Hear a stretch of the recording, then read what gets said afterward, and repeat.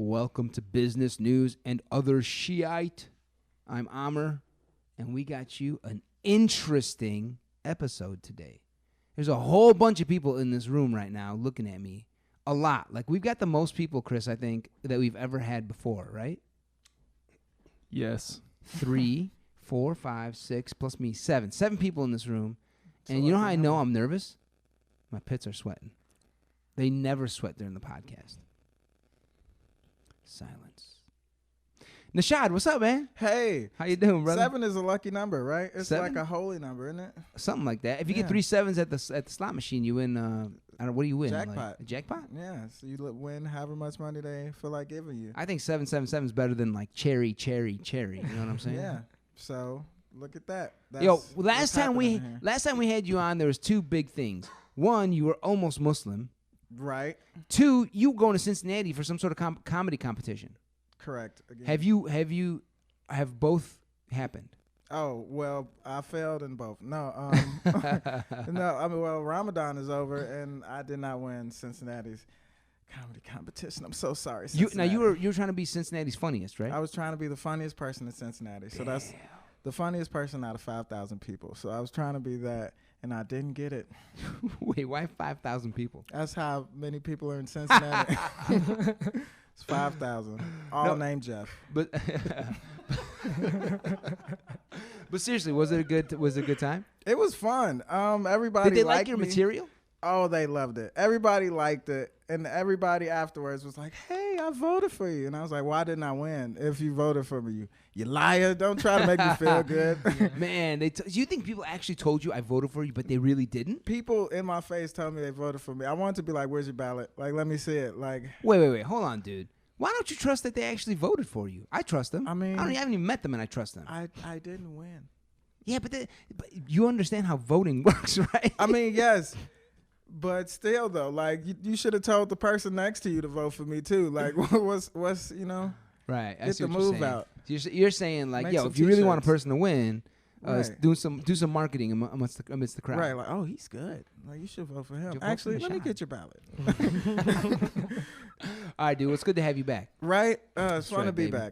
back. We got Robert. What's up, Robert? Hey, how's it going? How do I pronounce your last name? Bozic. Bozic. Bozic. What kind of name is that? Bozic. Croatian. Bozic? Bozic. Yo, It's high school all over again. He won the Cincinnati competition. wait. So Robert is one of Chris's long lost best friends Yep. from their Florida days. But Robert, you live in L.A. now. I live in LA now. Chris is in Chicago. Yep. And he's haunting you with high school like nicknames that people used to give you. Yeah, Ballsack, Bozic, all of that. From Bozic, I mean, there's nothing better than Bozic. Yeah, nobody. That's the thing is like, I was first generation American, and you grow up here, and like nobody knows how to say your name, and then they can't say your name, right? And you're like, no, it's Bozic, and then they retort by saying, "Go back to Germany, idiot." And I'm like, what? That's not. It's Croatian. They're like, whatever, same thing. Yeah. So Was it white people doing that? Oh yeah. Oh, so they don't just 100%. rip on brown people? Oh, shit. Oh, God, nah, man. man. It's like white on white. I feel so much better. Right. White on white crime. Yeah, white on white crime. White on white. Yeah, I'm a victim. Dude, I've had so much name drama my name is Amr.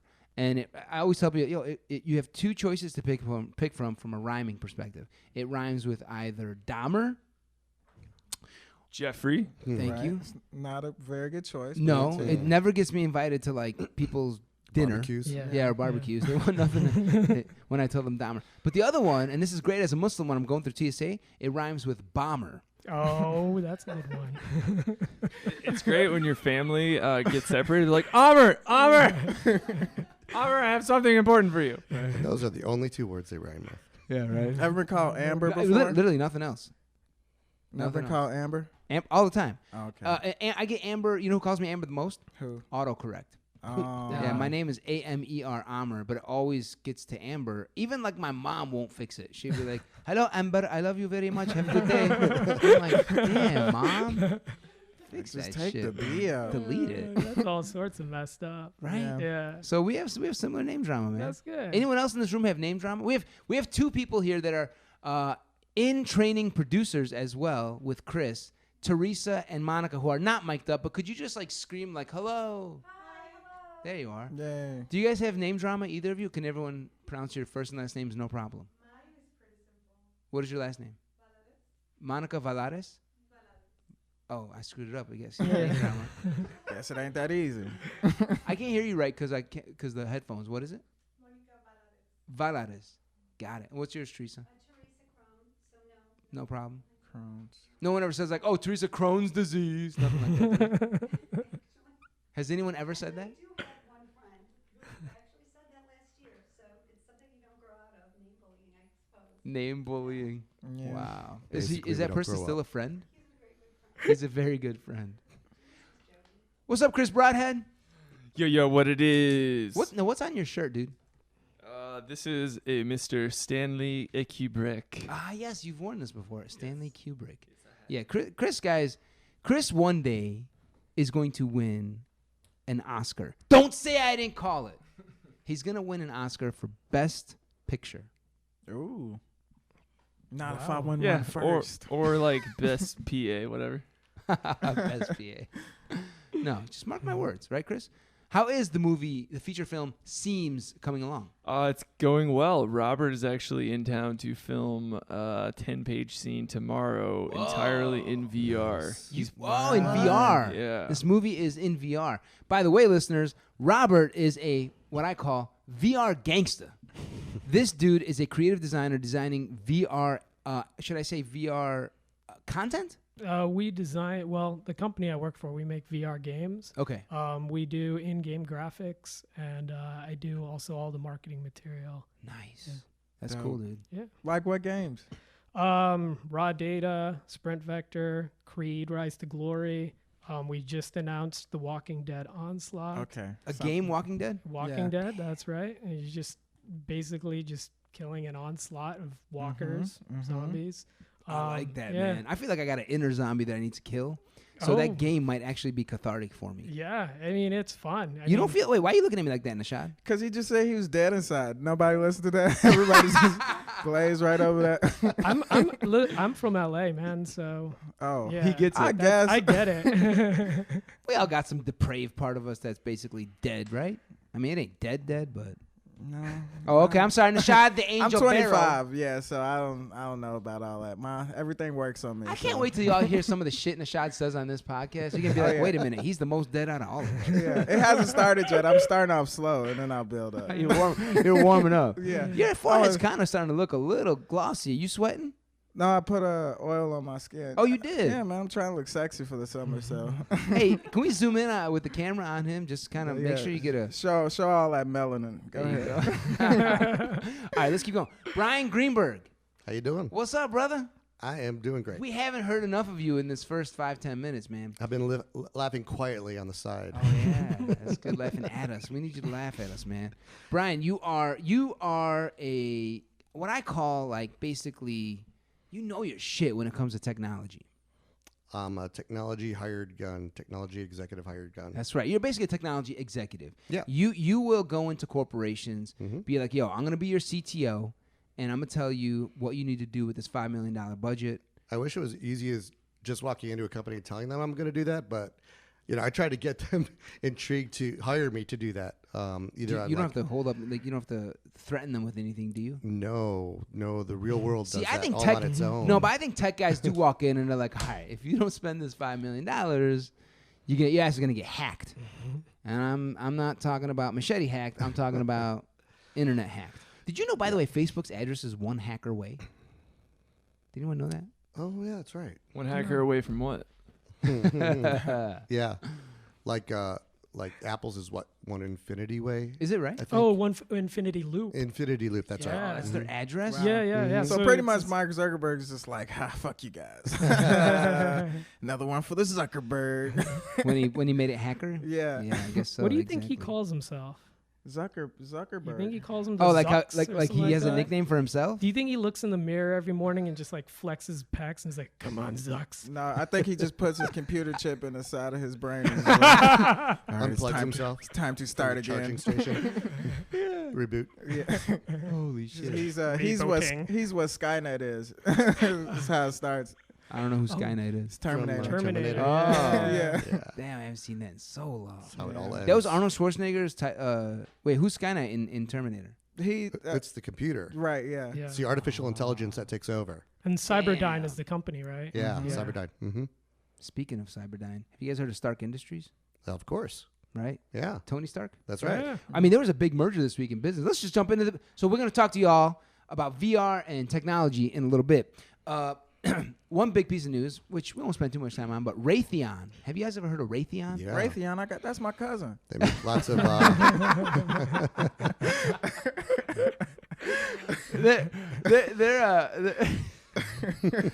Should we just end the podcast right there? Someone fucking drop a mic or something. Everyone drop your mics. We're done.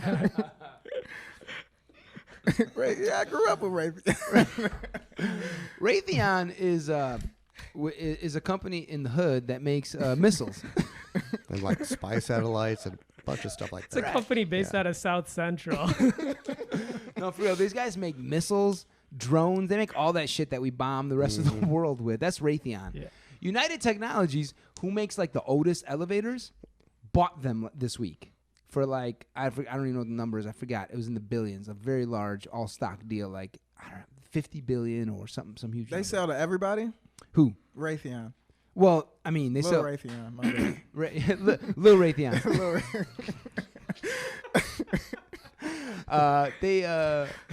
I mean, I don't even know how to answer that question. What do you mean they sell to everybody? Like, they sell to whoever's buying. Oh, so they sell to everybody then. I Yeah. guess so. Yeah. Damn. I mean, that's fucked up. whatever country is looking to buy some shit and mess some shit up, that's who they're selling to. Why don't we make like laws against these guys? You know. Because I think there are. I don't think you could just sell weapons to anybody. oh, you want to bet? There's a Muslim dude. You guys are never gonna believe this story. I can't say his name. All right, so picture a really big box store. We won't say their name.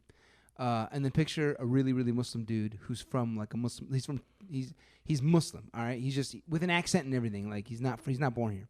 This dude is the biggest supplier to one of the biggest big box stores in America of guns. He imports them from I think Turkey or somewhere, and then he sells them to this big box retailer.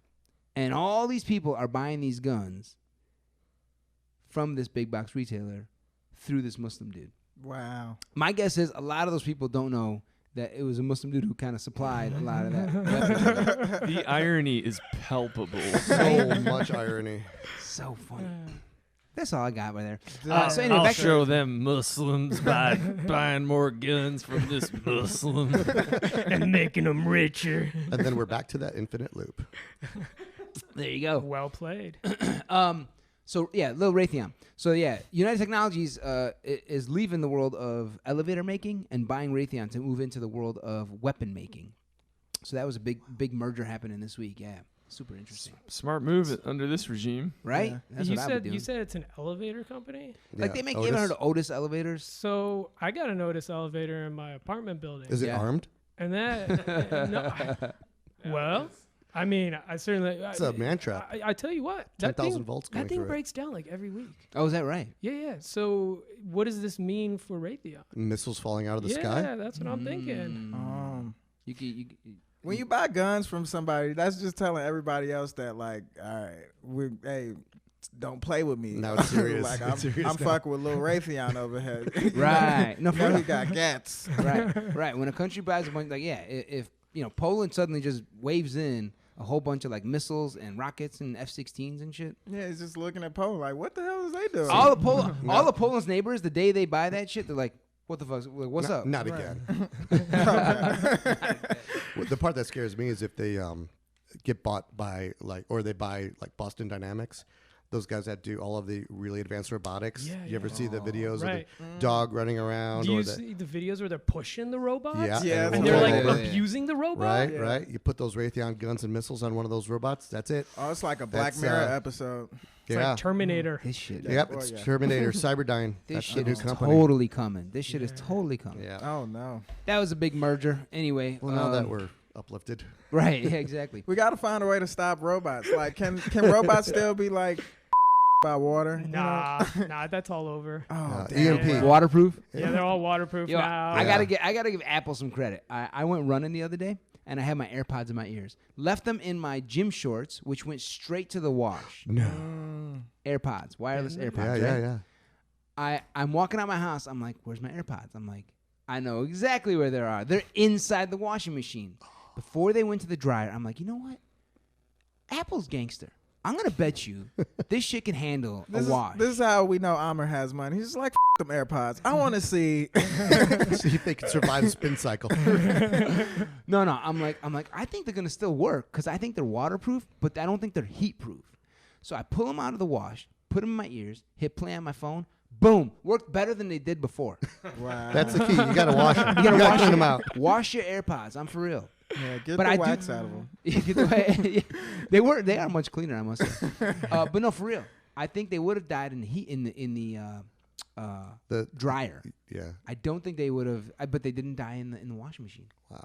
All right, so everybody blow dry the machines when they come kill us. Blow dry the machines. Yeah. the robots. Yeah. Exactly. Heat, I bet you will kill the robots, but not water. Yeah, Crazy. right? impervious to water. All right, let's go on to the next thing. So let's talk about stocks this week. Stocks didn't do a whole lot this week. Last week, and for 5 weeks. So for 5 weeks straight, in April and May, stocks were crashing. They were down like 15, 16, 17%. Big drop because of this whole tariff drama. And it really got worse with Mexico and the tariffs there. Then on Monday last week, the government announced that they're investigating Google and Facebook for antitrust. They're going to try and break up the companies. All right? They think they're getting too big for their britches. Bitches. And then Tuesday, the Federal Reserve Bank came out last Tuesday. So not this week, last week, and announced, hey, if we got to cut interest rates because this trade war is shitty, we'll cut interest rates. And that got the market running for 5 days straight. Tuesday, Wednesday, Thursday, Friday, stocks were up 6 or 7% in just 3 or 4 sessions. Big number. These are big moves for the stock market. Like trillions of dollars changing hands. Man. So what happened this week? Not a lot. Not a lot from the stock market perspective. It hasn't changed too much. It's maybe up 50 points, 75 points. So it hasn't really moved much. Yet. Because everybody blew their load. Now they tired. Well, here's the thing. Yeah, that's the way. I think that's one way to think about it. They need a breather, right? Right. Time for a nap. Did you see that last week? Man, I'm tired. Let's take a week off. Yeah. But here's the thing, right? Robert's enjoying that one, huh? I'm just thinking of someone blowing a load of like stock or something. Like, you imagine like, Dollar oh bills man, flying that's in. so much invested. Ejaculating stock So much certificates. stock. Yo, I think I do that every day, man. I love investing. I gotta tell you, I love investing. I love money. It's not healthy. I love value. You know what I love? Best Buy open items. Man, I love that shit. Like if You like Best Buy? not really, Oh. but the open items, open Yep. I like that Love shit. the Discount. open items. Right? Yeah. I'm all about value. Yo, that camera is normally $1,000. I can get it for $500. I'm waving it in all day. I Doesn't don't matter care. that you already have 3 cameras. No, right. Yo, how about the 90% off banners at like going out of business sales? Have you seen that shit off 90% off everything? And so I'll go in there and buy everything for 25 cents each. When Toys R Us closed down, I was getting strollers Oh for no man, reason. yo, I bought the fuck. I walked out of Toys R Us Yo, with so Nashad, much that's shit. racist, man. The Toys R Us, let me get that. I bought so much shit from Toys R Us. I even bought the 90% off banner. I was like, I'll take that shit too. Wave Wrote it all it in, man. That's so much I love that. Anyway, back to this is why I'm doing this podcast. 'Cause I love this kind of shit. Anyway, what happened was a tanker in the Persian Gulf, right? In this small area. It's actually the Gulf of Oman. You can think of it as like the Persian Gulf. It's very close. Two tankers were attacked and blown up by some hostile forces. All right. Pirates. Let's call them pirates. Let's call them basically someone attacked oil tankers in the Persian Gulf in the Middle East. Now 40% of the world's oil, right? The whole world runs on oil. 40% is out of that little. Whoa. To be very specific, it's called the Strait of Hormuz. All right, which is an Arabic name. So how did do you that say jack up? Hormuz? Hormuz. Hormuz. Hormuz. Hormuz. Like her moves. Her moves. Her moves. Her moves. Her moves are good. Give her $1 in her G-string. So did that jack up the price of oil in all the other markets? Okay, so first of all, you'd think two things would happen, right? Because 40% of the oil is now like there's been an attack. Like shit's going down. You'd think stocks would start crashing because like military standoff could be coming, military conflict, right? You don't want 40% of the world's oil at risk. Yeah. Everything would the whole world just shut down. You'd expect stocks to start crashing. You'd expect oil to jump like 10%, 15%, like big moves. Because like this is like huge. 40% of the oil is now. But stocks barely did anything on the news, and oil went up, I think, 1 or 2%. So it was planned. I think the market, right? I think the market knows some shit that, yeah, this is not like a for real thing to worry about. Now, here's what the U.S. said, right? Maybe the oil was contaminated. And Oh, bad oil? yeah, and then they just got rid of like some of it and then patched it up, you know, and then blamed it on an attack. Yeah, you know who they blamed it on, right? Iran. Iran, Oh, right. damn. The U.S. blamed it on Iran right away, you know? And, I mean, the whole thing to me, man, is suspicious. And I think it's suspicious to the market. The market's not stupid. The market's very... People with their money are... When you start talking about money, people get really smart. They're like, oh, yeah, I know what happened. You know what I'm saying? Like, they just get real honest. But if, like, people, you know, are just talking casually, the brain don't really turn on as much. Yeah. So I think the whole thing's suspicious, right? We are the ones that have been doing nothing but messing with Iran the last 2.5 years since Trump came into office. We just keep poking the shit out of them. Everyone's just nodding at me like, yeah, we are. Yeah. Well, I mean, there's a whole nuclear pact, right? Obama signed that nuclear pact. Trump. Dude, I can't even pay my overseas workers who are from Iran. We're going to get to that second. Oh, that's right. The first one is the nuclear pact. The second one is sanctions. The U.S. has put sanctions on Iran. Most importantly, their oil. So they're kind of strangling their economy. They're not allowing them to sell too much oil, or any oil. But more importantly, like Chris is working with someone in Iran. That basically means you can't pay someone in Iran because if any bank transfers happen to an Iranian person, Chris can go to jail. What? So what you paying them in? Bubblegum? PayPal, bitch. Oh. Bitcoin. I'm like, what? Bitcoin, right? Oh, That's all damn. anonymous. That's one way to do it. Yeah. It's not all anonymous. Bitcoin? Mm-mm. Do tell. Really? No, some of them are traceable. There's more secured encrypted currencies, but and I'm not an expert in this space, but from what I've been reading and hearing about is that there are still ways to trace transactions. It's hard. It's difficult to do. Not impossible. Not impossible, but there are different currencies that make it much, much more difficult. And there's like thousands of different altcoins, different currencies. Yeah, millions. Yeah. So... Well, what about the other altcoins? Those can all be traced too, you're saying? So there's something about Why'd you how bring they're that up? encrypted and the transactions and the markets that they go through, the different exchanges, the way that those work, and then they convert the currencies too between different altcoins before they're Right. executed out. Right. So I don't know. I was at a ransomware event a few weeks ago. Wait. What's a ransomware event? So it was a conference where we were talking about how Told you this guy's a tech gangster. we were talking about how to negotiate with ransomware hackers. These are the different, nefarious actors that hack into your computer network, usually by your own mistakes of clicking on phishing attacks. This is the shit you do, Malicious Nashad, spam. right? You know what? I had a I thought your friend. voice was familiar. You called me, didn't you? from Wait. Microsoft I had support. a tech you- friend do who you told get- me about this. He was like, make sure when you type in any website, it's the correct website. Right. Because if you don't, that's a way a hacker, they just eat that shit up. And Yeah. then they'll just, Oh, for real? yeah, they'll just get in your computer like Wait. that. Yeah. So wait. Have you ever been part of a ransom negotiation? Not the negotiation. I came in after it happened. I just finished I feel like I'm a watching project with that. the technology version of Rush Hour 2 when the daughter gets kidnapped. The Chinese. Do you guys remember Yeah. that shit? It's Rush Hour 1. It's a lot but like Oh, was it part 1? A lot Yeah. like With that. Jackie with yeah, that was the first one. Then the second one was when they went to China. And continue. Yeah. No, that's a good movie. But yeah, so I've been on the before side where I've seen the phishing attempts come in and, catching them before anything bad happens. And then I've been there on the back side of it where it's recovery, trying to get all of your backups restored so that you could carry on the business, assuming you had good backups. So And how does this work? Would a hacker from Russia or U.S. or China or whatever, would they like hack, I don't know, J.P. Morgan systems and get all the credit card information and say, hey, we're not going to give you this back to you until you give us $1 million? You know, there are those kinds of instances, but I'd say like 98% of all phishing attacks are opportunistic. So they're going to send out a zillion emails to every email address that they could possibly get.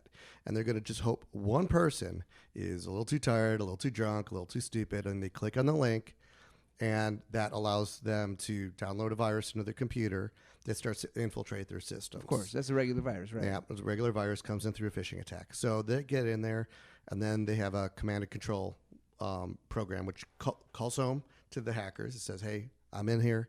I've got access to the systems. This is how you could get in, right? Little robots talking to each other in a way, software robots. And then you get in, and then they'll start to look for the backup systems and delete or encrypt those, and then encrypt the production systems. And then once everything's encrypted and they're at a standstill, you'll see the message on the screen saying, I gotcha. I gotcha. Damn. Pay me so much in Bitcoin, and I'll give you the dope, key. but it's Yeah. kind of dope. Yeah. So I have a friend that went on a website. It's wasn't porn website. It was a friend. It wasn't me. You're asking for a But friend. yeah, I'm friend asking with for air a quotes. friend. I'm asking for a friend. Yeah. No. Are those websites still the porn websites? Are they commonly because I mean. Well, not being an expert at all porn websites. Well, I mean, You're not CTO of Pornhub? We're all that friends would, here. That would be Yeah, no one's interesting. listening, by the way. Wow. So yeah, look, there's a lot of sites that they're just you go there for whatever reason, Sure. porn or whatever, and that can put I just go to read the articles. yeah, exactly. They've got the best articles. Well, this chair just dropped a foot. That was our ransom. Speaking of porn, Wow. All right, move the mic. So you go to those sites, and they're, they could drop a virus on your computer, put a little Bitcoin miner in your browser, and start mining Bitcoins for just you. by visiting the site. Just by visiting the sites. If you don't have a secured browser, if you don't, update your operating system Yeah. and your patches and stuff like Oh, that. shit. But there's also websites that look exactly like legitimate websites. And it's really hard to tell that they're not really Right. legit. What? And the same thing comes in the phishing attacks. There's this new kind of phishing. It's been referred to as phishing 3.0, where they do what's called internationalized domain names. So if you go to Microsoft.com or Apple.com or something, reputable like that, the letters are mixed in both the English letters and Cyrillic letters. And so it's not like a real letter A. It's a Cyrillic A. Right. And so when that translates underneath, when it goes through the domain name servers of the world and goes to their websites, it's really going to like a Chinese website that's impersonating that website.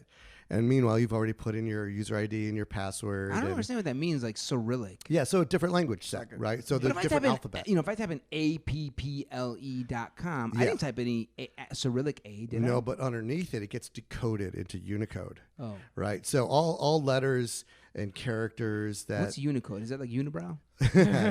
yeah, exactly. It's like the so there's code underneath each letter. Like you remember I got you, hearing in okay. school about like Ones and there's zeros and well yeah there's like 8 bits to a byte, Oh, 4 bits to a nibble. there are that's half a components byte. to Oh this yeah, A. Right. Yeah, what's that thing called when you take numbers and you make them look like letters? You know what I'm saying? Like Transpose them or when you write out a name, but like for example, my T would be a 7. What's that thing called? I never heard Whatever, of it that. doesn't Oh, even- yeah. It sounds like You know what I'm talking about. Yeah, T9 from that's like- cell phone texting. yeah, that's Sounds like also the devil's used language. in more basic kinds of phishing attacks where they'll use an L as a 1. Yeah. Yeah. But you know what I'm talking about. I do, Yeah, and I yeah. forgot what it's called, but that is a type of phishing. It's like a masquerading Yeah. as it. Wait, so have instead of a P, any it's of a these Q. guys got like arrested, or is it? Just, I have a question. Is it like a group of guys, or just like usually just like 1 or 2 guys doing this? Well, for the few that have been Caught. extraordinarily few that have been caught that I've heard about, Wow. it's only like a few people. So wait, why are you a CTO? If you know all this, why don't you become one of the pirates? Have you ever, or are really- you and you just can't say?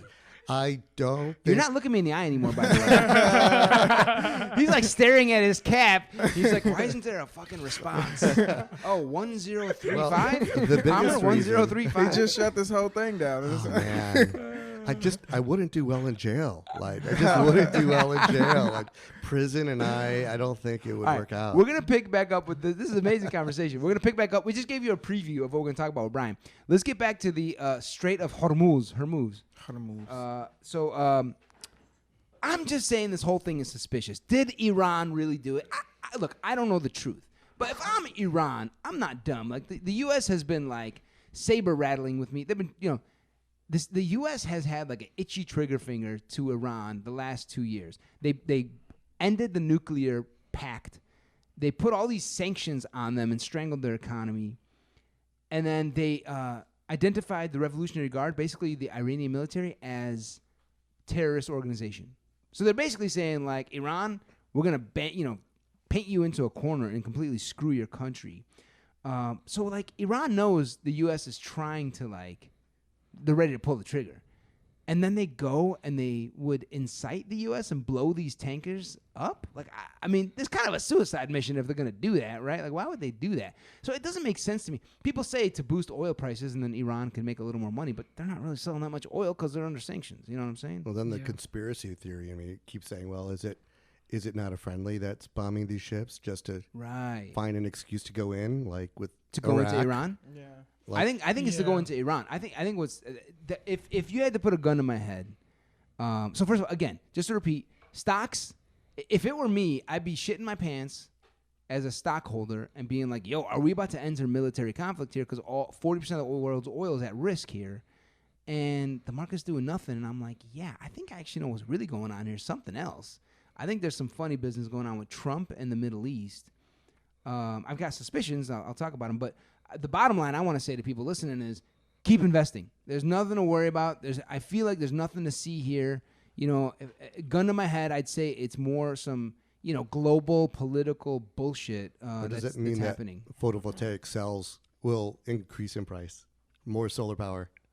They should. Right? I wish they would. It doesn't move that fast, but yeah. I mean, that's why I think Elon should sometimes just be president. Like, this guy would solve so much of the world's Here, problems. here. Mr. Musk?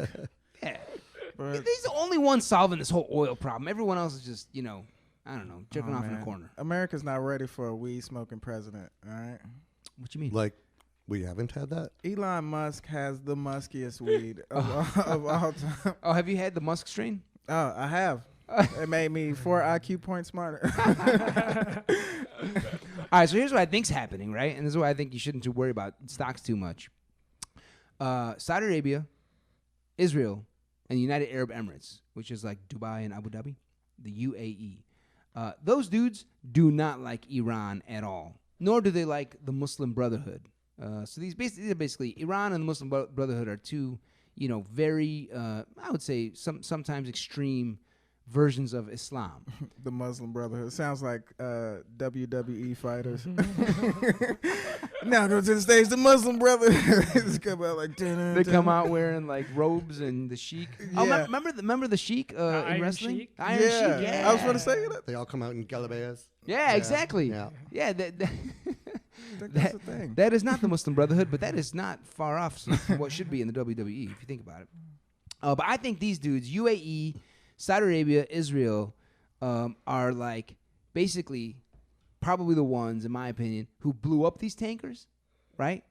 Because they're right there. And I think that they're kind of egging Trump on, being like, yo, Iran did that. Why don't you go blow up Iran? Because we don't like Iran. And I think they're kind of just egging him on. I think that's what they're doing. Like, they see Trump don't like Iran. Trump has been doing all this shit with Iran because of Israel, Saudi Arabia, and the UAE. Now, I'm not saying I'm a big fan so of they're Iran. like the UAE, Israel, Saudi Arabia are working together on something? Oh, dude, let me tell you. Most people don't know. This is how much Israel and the UAE and Saudi Arabia are in bed together. Israel makes a lot of military components, especially like upgrades for F-16s and shit. Yep. I was reading about this, and they happily sell that stuff to Saudi Arabia and to UAE. So, these guys are all like definitely on one side, UAE, Israel, and Saudi Arabia. Like they're in bed together. They share. Like, would Israel really sell military equipment to the UAE if they felt like they were a real threat? No. So like most people think that, but the reality is, I thought that was the biggest conflict in the world. That was the reason we have terrorists. right? What the hell is going on? I know, it's crazy. That's I why mean, 9/11 happened, right? well, Because of our support of Israel. I mean, you gotta understand, like the official Saudi governments, Arabia funded it. the official governments of these countries aren't always the same as what individual people might want. The governments want something very different than what the people want, right? The governments want to control people. The people want justice. So I'm Palestinian. I don't really think that what's happening in the Middle East, in Palestine and Israel, is fair at all. I think it's unjust. Yet, I'm not someone who's in power of a government. People who empower a government are like, how do I make sure I keep my power? The reason they don't like Iran and the Muslim Brotherhood is because they have a lot of power. Like, for example, do you remember when the Arab Spring happened? Mm-hmm. All right, so the UAE in Saudi Arabia wanted to do everything they possibly could to make sure that Arab Spring did not keep broadening, because it was, like the once they voted in a guy named Morsi into Egypt, he was toppled within like 6 or 8 months. I think because of the UAE and Saudi Arabia, they don't want people being democratic, because I think they are pretty confident their monarchy would tumble and someone very Muslim would be voted in. So I don't know. Did all that make sense? Yeah, it sounds like they just, they want to maintain their control. And It's all about maintaining extreme control. interpretation of a religious doctrine, whether it's Islam or Christianity or Judaism or whatever, is going to keep people boxed up. They're not going to be able to explore their own liberties and freedoms and, Yes. and have democracy. So you impose a strict religion on it, and That's it. it's the word of God, and you can't really disagree with that. don't can you? disagree. Don't disagree. Right. Right. So do as we say. Not as we do. So yeah. There's this whole weird political thing in the Middle East that Chris is like, what? But yeah, no. The UAE, Saudi Arabia, Israel, Iran and the Muslim Brotherhood are not their friends, and so they got an ear into So Trump. religion is really just a tool in this entire situation. Yeah, that's exactly right. In my opinion. What do I know? But that's my opinion. And I think that the markets get this. I think that they see that this isn't a legit military issue. I think that they see that, Israel, Saudi, and UAE are just playing politics and trying to get, our boy DJT to be like, yeah, let's go blow up Iran even some more. So It wouldn't take a lot to get him to do that. Do you think No. he's that easily manipulative? it also helps, like, we have a major like, I can't tell you guys how big of a deal, in my opinion, these Chinese tariffs are going to be. Are like, we're literally in a legit trade war right now with China, like a real one, and it's getting worse. And I think that man, I got so distracted for a second. I looked at the in training producer Teresa, and I'm like, oh my God, I know her from somewhere, but I don't know where I know you from. You look so familiar. I'm writing trade war with China, so I'm my dutiful All right, I'm sorry for the distraction, guys. I'll get right back into it. So what was I saying? This trade war is a big deal. So this whole blowing up tankers and everyone focusing on the Middle East is a great distraction for this trade war that Trump has started. So bottom line, I think for stocks, there's really not much to worry about. I keep investing. I wouldn't expect any big move on this news, and we didn't see a big move. So Nothing. Just some dolphins dying in the ocean From oil, from oil. black gold. Texas tea. Were you Let's just going for that? Licorice juice. let's move on and talk about fake beef. Speaking of black dolphins, It's dying in not what's for dinner. Actually, fake beef is totally what's for dinner, man. Have you guys heard of Beyond Meat? Absolutely. That's a company. It's really popular now. Holy Is that the ones smokes. that make the Impossible burgers? No, Beyond Meat does not make the Impossible Burger. Okay. That's called Impossible Foods. Ooh. They're a private company, and they're killing it. Is it good? Is it? I've never. I've never had it. I have had They're it. out It's of it. delicious. Very, So very good. What does it taste like? It's like meat. Burger. Like you're literally legit eating a burger. They figured out, check this out. What these companies have done, scientifically broke down beef to look at what, like, specific amino acids in the protein it is composed of.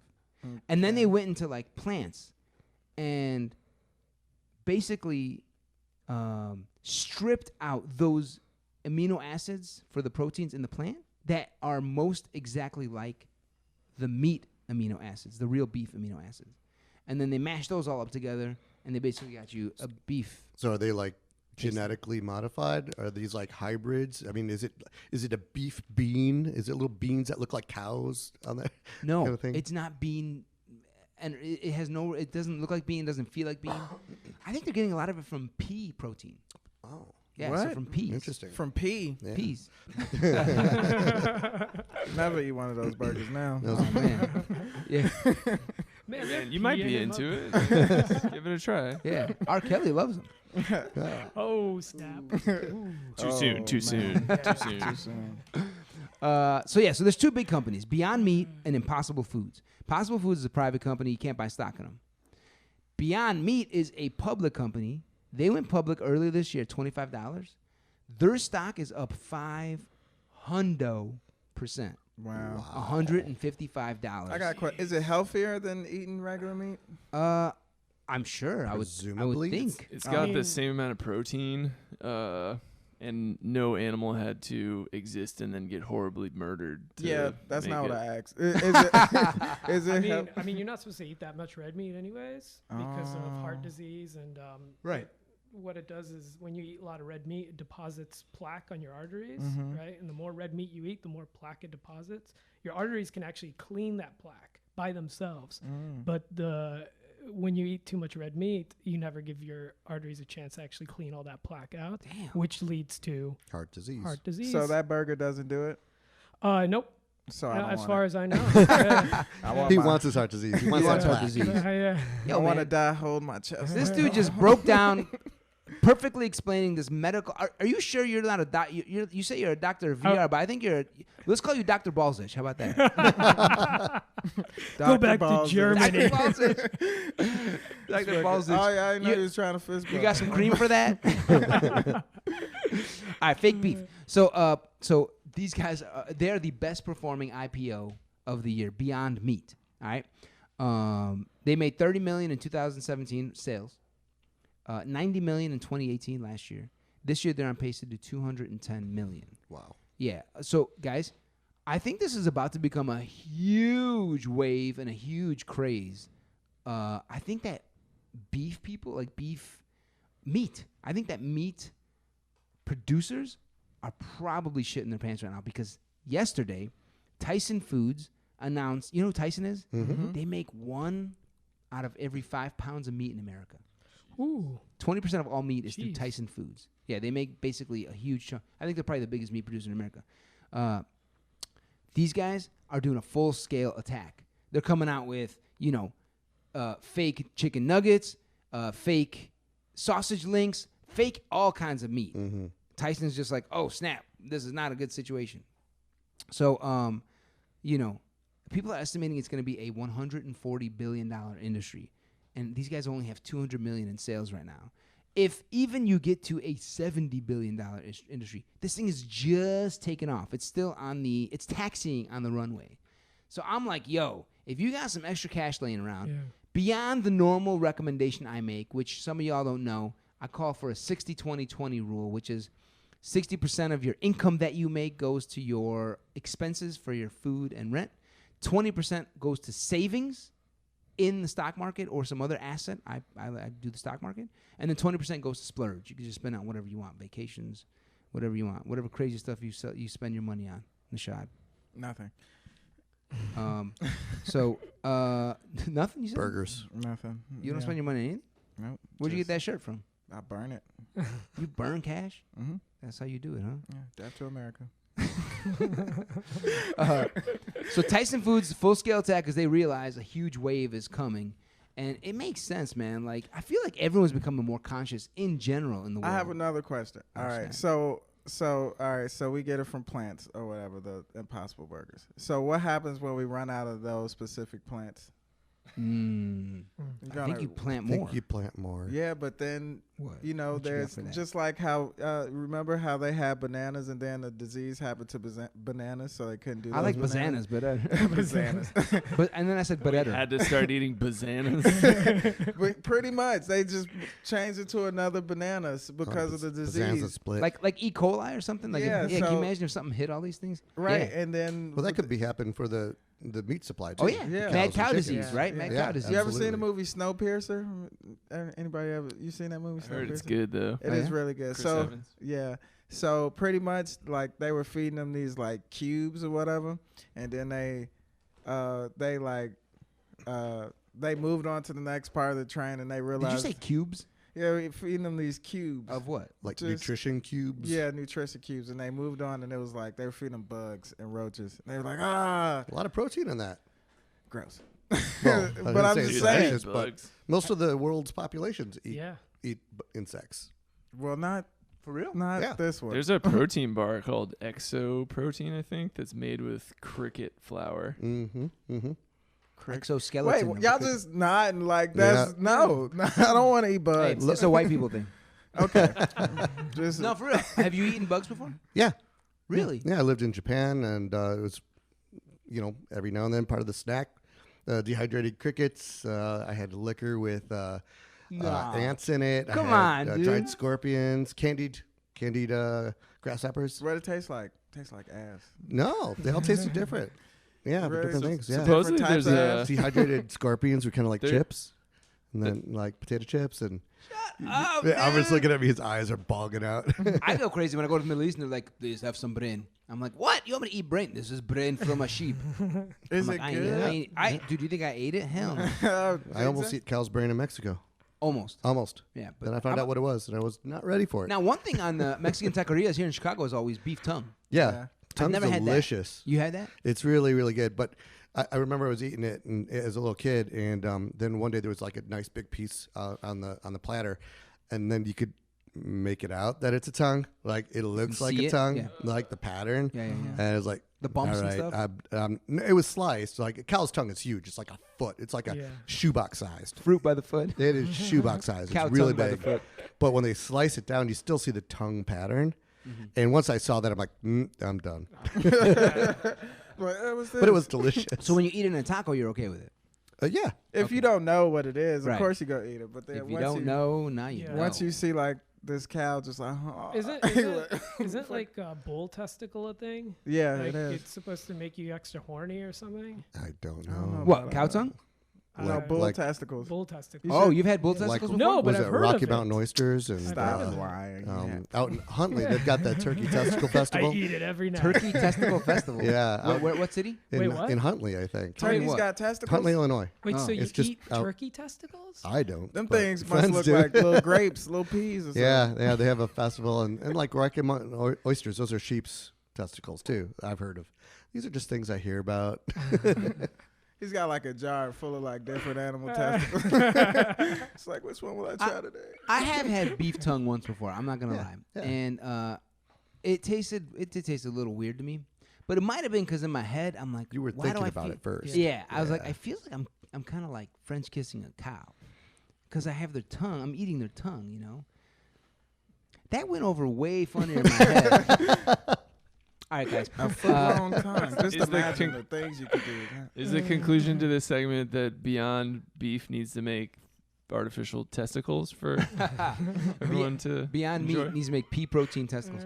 No, It's, my thing is Beyond Meat. Even with being up 500%, I'd slowly So I put in my 20% money into an Yeah. index fund, a socially conscious index fund, and then any extra cash I have, I like to sometimes just play around. $200 here, $200 there.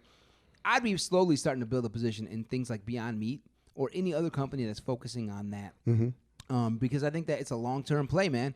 It's gonna be a huge industry, and they're just getting started, baby. Wait, so people had a problem with fake meat before, but now that people tell you it's fake meat, we don't have a problem with it. No, I think it it's- tastes way better now. way different. Yeah, than it before. tasted Yeah, terrible It used to be before. disgusting. It was Yeah. like eating like drywall or Oh something. yeah. Yeah. Drywall on a good day. Yeah. Yeah. You guys don't like drywall? Well, I mean, not anymore. Well, you got to marinate it first. Yeah, that's important. Here's What was a- that one book about? God, what was it? It turned into a movie where it's an artificial like they were running out of meat, and so it was Soylent Soylent Green. People. It's people. Yeah, that's what we're gonna find out. Some of these products are. Oh my Soy? God. Chinese people meat. Oh no! I don't know what that means, but have we just They did have we a just offend the population Chinese? problem. Yeah, I thought that's what Lord Trump told us to do. Oh, Did I snap. misinterpret that? probably not. Now here's the funny thing, right? So Tyson's getting in this industry. They're like, oh shit! Like people are they're gonna not eat as much meat, so we got to get into this industry. Here's the funny thing I read about him when I was like, oh, Tyson's getting into this. There was one line that said, before Beyond Meat went public this year, Tyson Meat they were an investor in Beyond Meat, and they had sold right before they went public.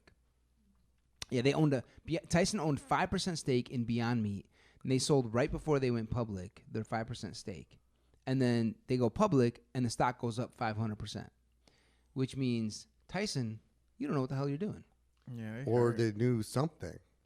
Well, no, because you think so? I mean, like, I don't know. if I were them, I know I don't know. the reason Tyson probably bought a 5% stake, they're like, oh, well, just in case, Beyond Meat takes off, at least we have a little investment in this company. It kind of hedges against the So I'm thinking that they invested, and they're like, you know what? This ain't going to be shit. Let's just sell our stake. They sell it, and then they go public, and the thing just starts taking How off. long did they hold a position with that company? I don't recall. For some reason, 2016 comes to mind, so maybe a few years. Okay. That almost sounds like the situation McDonald's had with Chipotle. Yes, that's exactly what it is. I feel like Chipotle had it written in their contract that it's like, hey, when we go public, you gotta scram because we don't want to be associated with you at all. I wonder if Beyond Meat did that. Yeah, that's bet you- that's what I'm thinking. In fact, I bet you they did do that. yeah. So I'm wondering if they purchased it under a different company, Oh, maybe they still own it. like Damn. maybe a holding companies of stuff. Right. Jeez. A lot of companies will do things like that. It's like that George Clooney movie. Avoid the PR. What if you thought you were eating fake beef and you were actually eating beef, and you was like, damn, this is good. This almost tastes like actual cow. And I'm like, yeah, right. Enjoy. And you paid 3 times the amount for it. So here's one funny thing too. There is a Canadian beef organization, like Canada Beef, like a trade organization. They're suing Beyond Meat because they're using the word meat in their name. Yeah. And they're supposedly saying, Like almond beverage. yeah, almond, yeah. Well, it still says almond milk, right? Wasn't the Dairy Association suing that? Yeah, you can't Big do the- Dairy. Yeah. Was like, Can't- hey, you can't call it almond milk. That's It's not milk. that's cloudy Call it nut water. nut juice, bro. Nut juice, exactly. Nut juice. Nut juice. Cloudy nut juice. Pour me another glass of that nut juice, Mom. Like you got a little nut juice on the top of your lip. Oh, What do you call oat milk? oat milk? Yeah. Yeah. You got almond milk and coconut milk's nut juice. What's oat milk? I don't know. Cereal. Grain water, bread water. Yeah, bread water. That's. It's not as fun. Yeah, I was hoping for something better. We thought you'd have something better than that. Put you on Grandma. the spot. Sorry, man. Oh my bad. Good, Grandmother spit is what you could call it. It's pretty good, actually. So they're suing them because they say that, hey, you can't use the word meat has to refer to, beef, chicken, or pork. You can't say it can't be referring to plant-based meat. And so they're suing them. They say you got to take it out of your name. You can't call yourself Beyond Meat. But I don't know. I think that's bullshit. Why can't you call it Beyond Meat? It's very clear. Beyond Meat. So now all of a sudden words matter. Why would words matter? You could call it Yeah, because they have plant burger. I don't know. It's Yeah. not creative enough, but I'll probably sue over burger. I like Impossible. Oh, I like Impossible nice. Burger. So yeah, there's a shortage of these. Can you believe that? Yeah, because I haven't had one. You tried to? I was told, I can't remember. Somebody told me to go to some place, and I was going to go there to get it, to try it out. They're like, yeah, we're all out. Yeah, a lot of places are out. Yeah. Well, Man. White Castle has it. I think Red Burger King Robin, has it. White Castle and Red Robin are out. If you could believe that. like out all of them. Yeah, they ran out of that. I was gonna say shit, but it's probably not accurate. They ran out of that pea protein, that Man. That plant-based protein. delicious Pea pea burger. protein. They should name it the R. Kelly burger. Instead of meat or pea. Wait, the pea. The R. Kelly burger. The R. Kelly. Yeah, the Kales. There's a anyway. It's a pea burger, right? It's pea, Mm-hmm. and instead of meat, they should put the word pea and meat together. Just call it a Pete burger. Yeah. Doesn't sound too appetizing. Pete Not as burger? appetizing. Meep. Meep. All right. So bottom line. I went nowhere. even if this thing has gone up so much money, 500%, so much, I'd be slowly building a position in this, investing $100 every month in Beyond Meat. Just nothing to have too big of a position and nothing to write home about. But I just be like, yo, this thing could be worth a lot more. Yeah. Because I feel like everyone's becoming very socially conscious. Like I'm seeing it in all parts of. It's the internet. I mean, it's also it's people is becoming more aware. It's raising awareness. Yeah, the internet. Yeah. Sure. Like if you think about, I'm trying to think, what's something super like. I guess electric cars. That's kind of part of it. I honestly think it's because people love their dogs so much. Is that right? And then they meet a pig or a cow, and they're like, "This is just like my dog. Oh. I can't eat this." Pigs are smarter than. I Yeah. think they're smarter than humans. Do you know why firefighters don't eat bacon or any pork products? Why? Why? Because they're they- Muslim. Yes. And All Jewish? firefighters are Keep those Muslim. No, a burning body smells like bacon.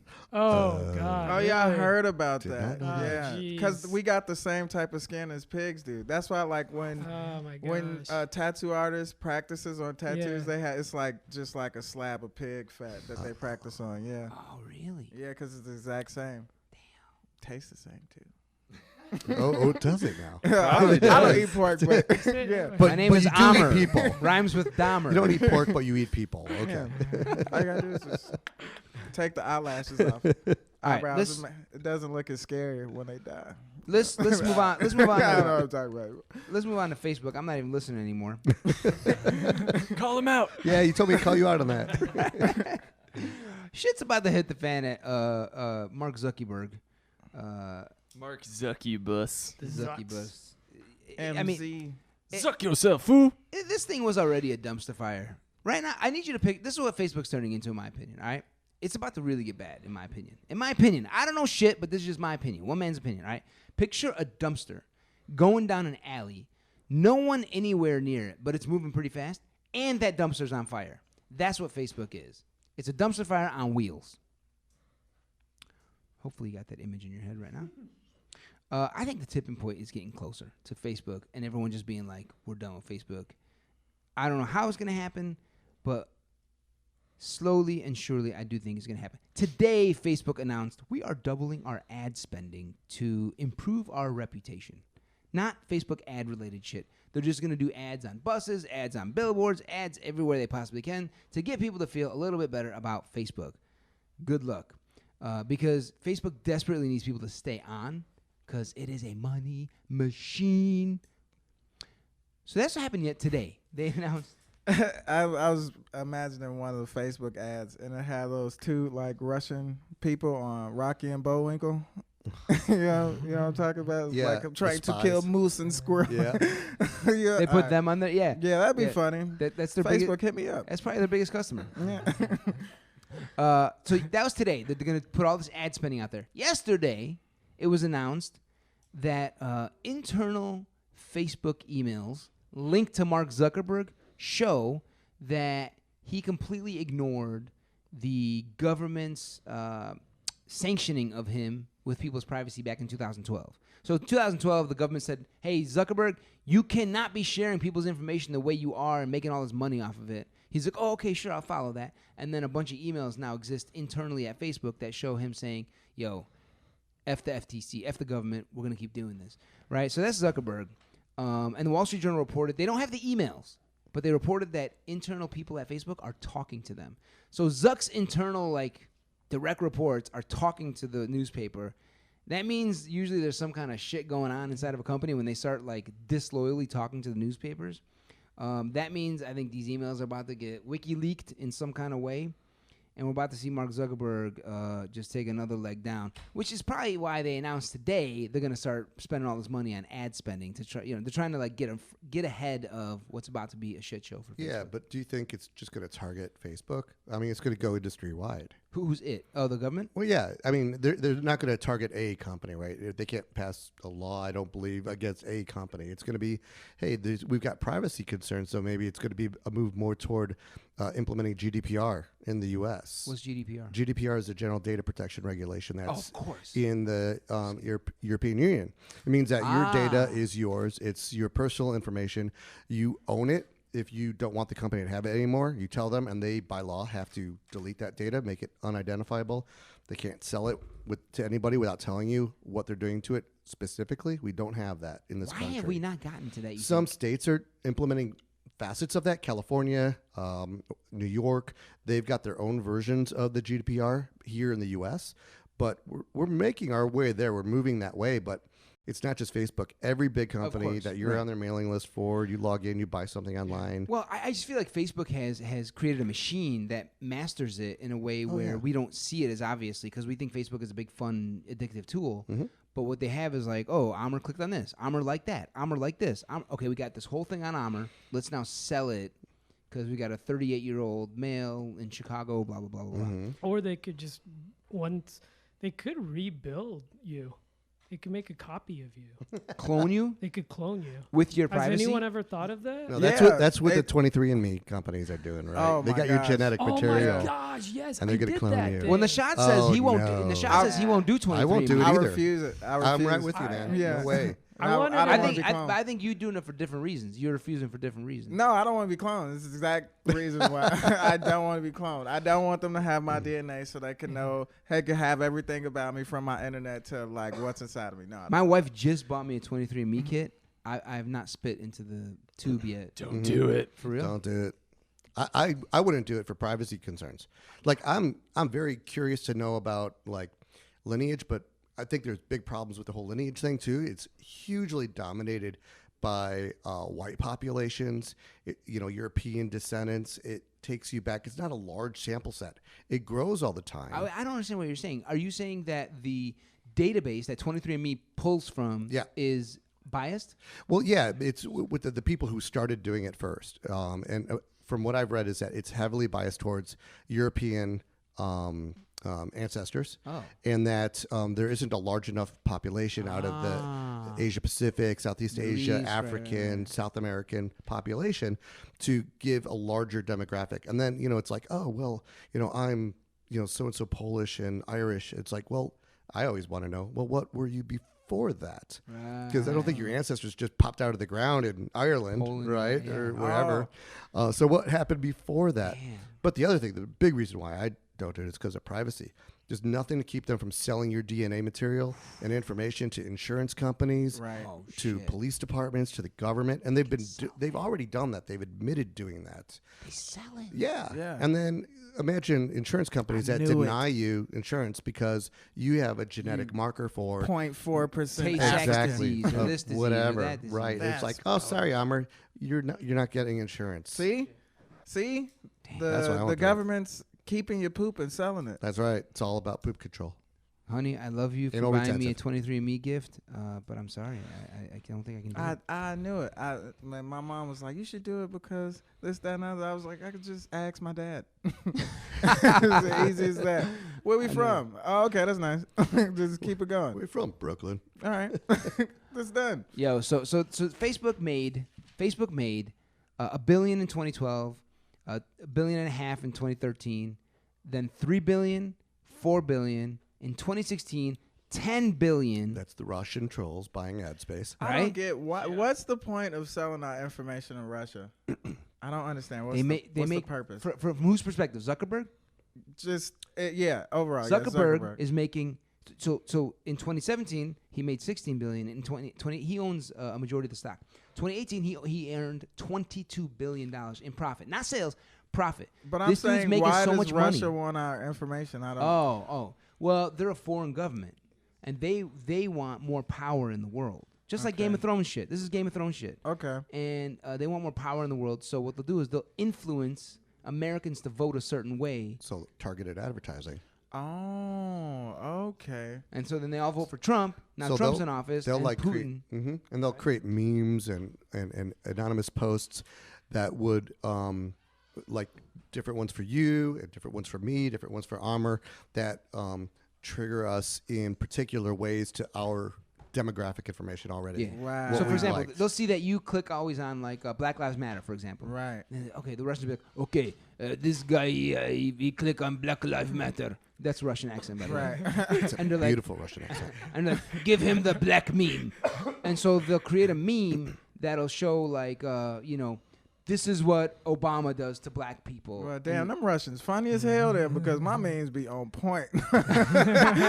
That's a good meme. Yeah. They just want to stir controversy, right? They And don't so want- you'll be like, Obama did that shit. Shit, I'm a vote for Trump, and then boom, there you go. You just been targeted. Wow. You just been hacked. Aren't they? Oh, go ahead. No, you go ahead. Aren't they?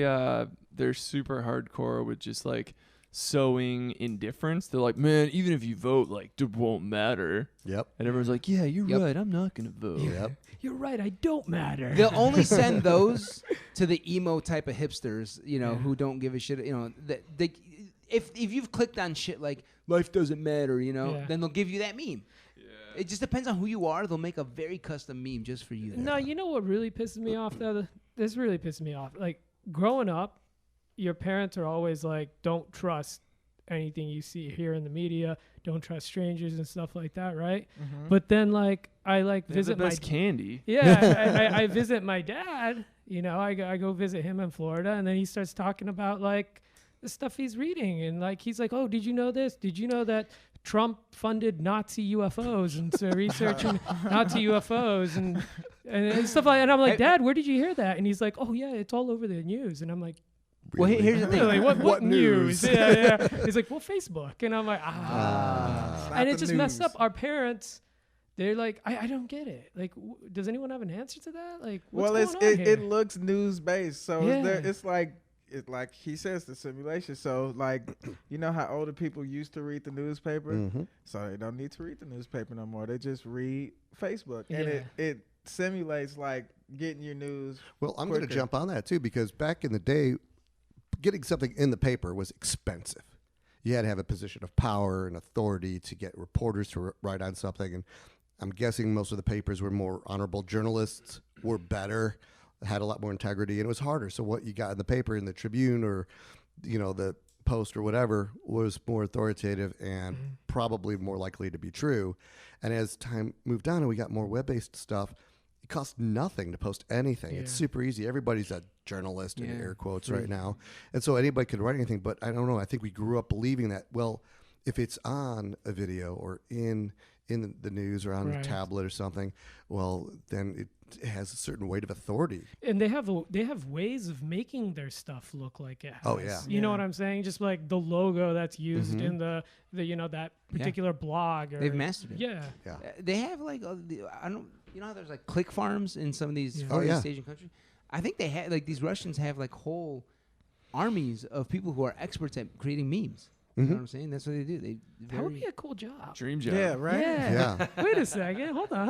Well- hang on. Let's stop the conversation. You're for in a business second. opportunity. Give me more vodka. I gotta make this other meme. Yeah. Yeah. All right. So my bottom line with that is I cannot own Facebook as a stockholder in good conscience. Like this thing's a hunk of shit in my opinion.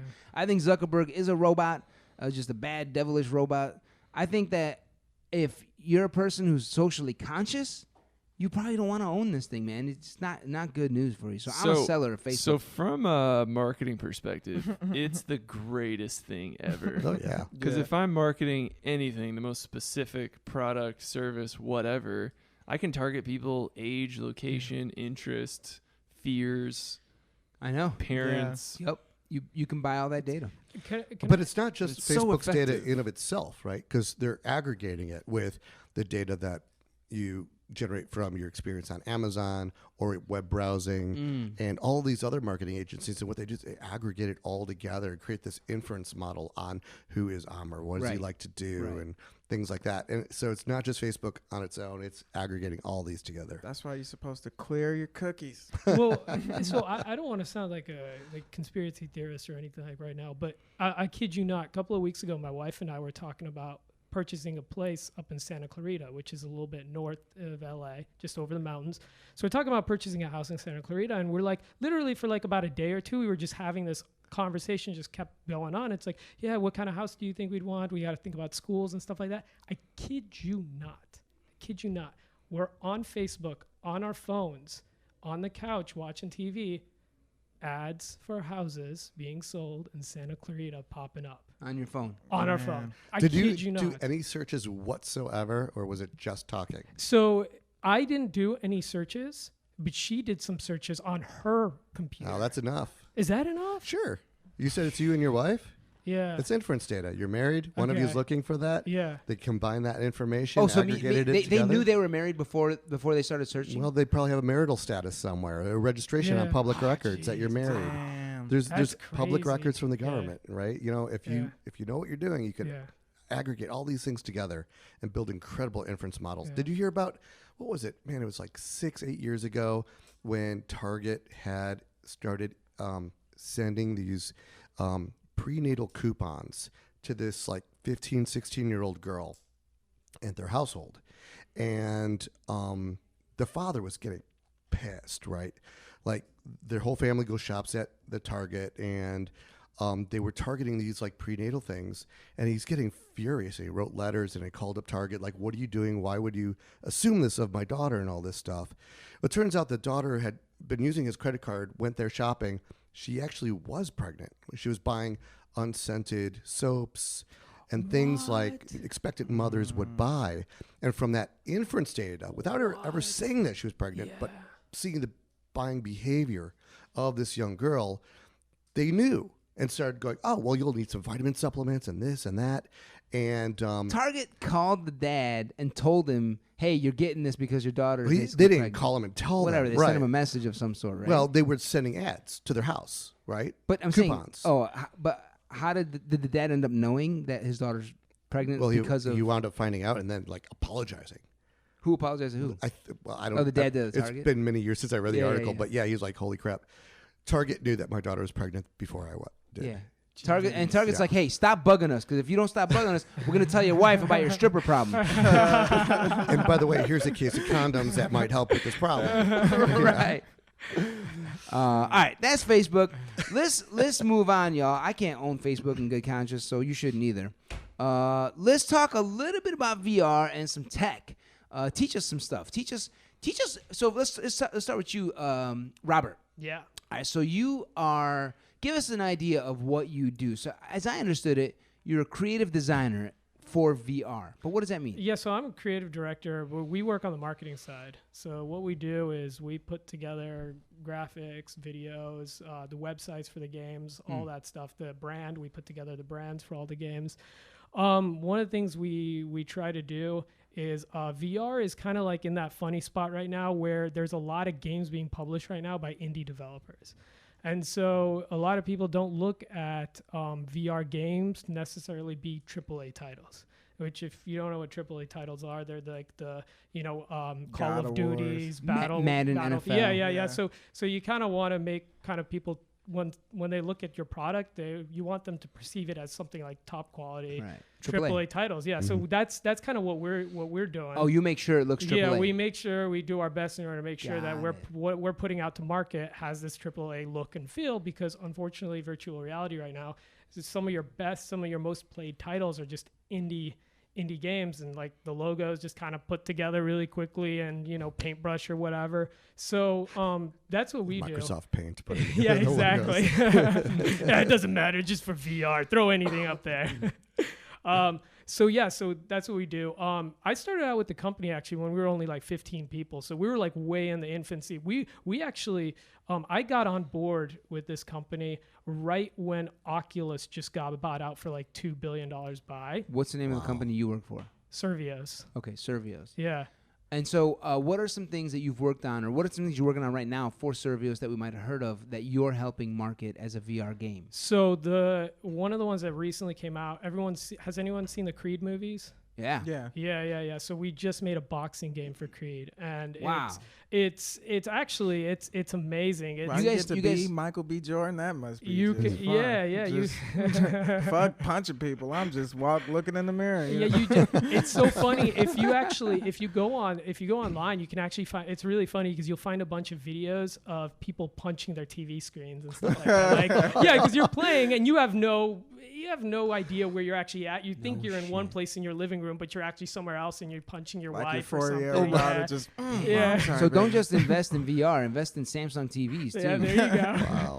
That's crazy, dude. So So Creed. So you Yeah. actually your company will build the game and then you'll do a lot of the bringing it to market. Yep. So we Wow. worked with MGM on that one before the Creed 2 movie came Yep. out, and so we were kind of working on that and timing it so that it came out around the same time Same as time, the right. movie. And what's really great about the Creed video game though is I didn't actually think that when they were first developing the game, all the engine software engineers and stuff like that, they were like everyone was getting really sweaty and stuff, and everyone was just like they were working. I was like, man, I was like, you guys must be doing something weird because there's no way in heck you get that sort of workout Right. from a virtual. VR, Wait, yeah. is this all the like software engineers and dudes building it? Yeah. They're So getting all sweaty. I'm picturing Yeah. like a bunch of like nerds coming out super sweaty, and Robert's like, "Why are the nerds all sweaty?" They never done this before. yeah, I mean it's true. And so like I got in there, and I honestly I lasted maybe like 2.5 minutes. So what you're saying is that VR, these games are going to put out like Lifetime Fitness and Orange Theory. They're going to get run out of business because of all these virtual So reality things. one of the games we made, it's a game called Sprint Vector, and Sprint Vector is a game where you're a racer. You're running, you're essentially running and racing other opponents down this track, and the way you're running is by moving your arms, because obviously you're not going to really run, Yeah. right? Right. Yeah. I thought maybe Into run a and play. wall. yeah, just run in place. That's what the baby. treadmill's for. Yeah, but yeah, you're moving your arms, and so Wow. you're kind of going like this, and you're making your way down the track, and you're kind of like when you turn your body, your character turns and stuff like that, right? That game actually got like some sort of like award or something from like the American Heart Association or Oh, something like nice. that, right? Because it's like you're actually working out when you're playing the game. So yeah, it's It's kind of like what the Wii was having with Nintendo back in Yeah. the day. yeah. This sounds way more like But it's reality based. It's immersive, yeah. Immersive, yeah. All right, so all right. Where is, from an investment perspective, because it's an investment podcast, so like give us some insight. Like none of us are in the VR world. We all hear about VR and we're like, yeah, maybe one day. But like, so two questions. One, where's VR on that trajectory? Like, are they, like Mexican food, right? Mexican food was just taquerias everywhere for so many years. Then Chipotle came and boom, there's Mexican food everywhere in the last 20 years. Are they like in the taqueria days, or are they like Chipotle's about to go public? I mean, so like I said, I've been working in VR right now since 2014. So I've been there for about 5 years now, and from what I've seen is that there was a lot of hype. That's why tons of hype. Oculus in the got. beginning, yeah. Yeah, because there was a lot of hype. It was amazing. The one component that really changed the game for virtual reality is anyone got their phone? Yeah. Is that screen right there? Ah, yeah. Oh, when they do the That screen, because that's actually the technology behind, inside of the. Right, I 'cause can't tell you you have what an the empty holder, right? Yeah. Right. So you've got this Yeah. like cardboard holder, and you just put the phone in there, Exactly. and now it's designed in such a way that Yeah. you can looking like a experience it. goddamn fool. Yeah. So Wait, what are we talking about here? We're talking about using, like, for example, an iPhone screen, put it in an empty cardboard box around your eyes, like this. that- and then that- suddenly you can be in VR. it changed the game because Yeah. now anything You can don't need basically be Oculus? I mean, It's you a better do and you don't. experience I mean, with it's a Oculus, better right? experience. You have like, there's things that you'll experience. Like you probably won't get motion sickness in like something like an HTC Vive, because the HTC Vive is just like lower latency and stuff like that. So what happened was there was all this hype, and then like Facebook got in, and Facebook is like, oh my God, we're getting in on the beginning. So they threw down, what is it, $2 billion? Was it $2 billion on Oculus? Oh, yeah. They threw down $2 billion on Oculus. Everyone at From that a point. $2 million Kickstarter Yeah. yeah. 18 months prior. Wow. Yeah, which is actually That's a nice return. the guy who started Oculus was actually in part of the same team, the same VR program at USC that the two founders of Servios came from. So they Oh, were okay. actually all three of them. Your kinda bosses, together. basically. Yeah, basically my bosses. So anyway, Oculus gets bought out and everyone starts getting hyped up. You start hearing all this news about, I don't know if you guys remember, but remember a couple of years, like way back, you didn't hear anything about VR. And then suddenly, bam, overnight, you suddenly hear about VR all the time. Yeah, It I was, Yeah. still like, play in with the my news. Virtual Boy, so you know. What's Yeah. a Virtual Whatever. Boy? Is that like a Game Boy? Yeah, that's what Nintendo did. Like back in like what is it, the 90s or something? It was like Yeah. 96, and it Yeah. was terrible. Yeah, I was gonna say Yeah. There's been ebbs and flows. Like I was looking into it in the '90s, and I was studying up on VRML, virtual reality markup language. It was like the VR's equivalent of HTML. Okay. Yeah, it was all about building these virtual worlds in now really old seeming technology. Yeah. But it's gone through these ebbs and flows. Yeah, and, for and sure. now I think we were talking earlier with augmented reality. That's where it's gonna really get. Yeah, I mean augmented reality. I mean, if we look at augmented reality, like the uses for that, like in military and the medical field and stuff Yeah. like that, it's really going to drive the value up in that. Remembering people's names. Yeah, Right? Actually, Like Google yeah. Glass. Wait, right? wait, that wait. would be great. What is so again?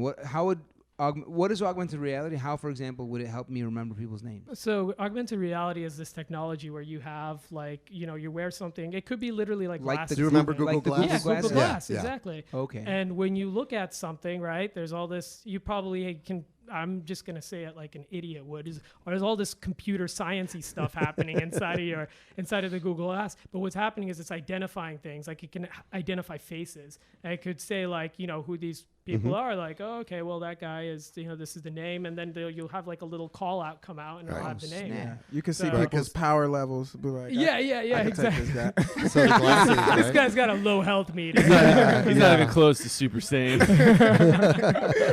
Imminent danger.